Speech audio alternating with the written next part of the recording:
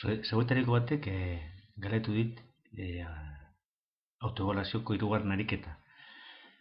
Bueno, ariketa honetan eskatzen digute.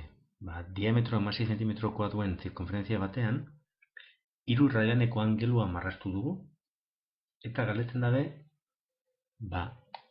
angelu horren arkuak zerako luzera dauko. Hemen daukazue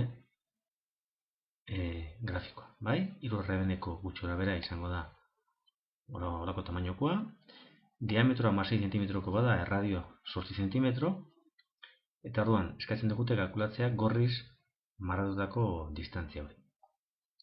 Bueno, 3ko erregla bat planteatzen badugu, zirkunferentzia osoak ditu 2 pi r zentimetro, da 6 pi zentimetro, eta angelua da 2 pi radian. Beraz, 2 pi radian da 16 zentimetroko luzera, 3 radian izango dira x zentimetro. Eta x-a bakantzen dugu hemen. X izango da 3 bidera 6 pi zati 2 pi.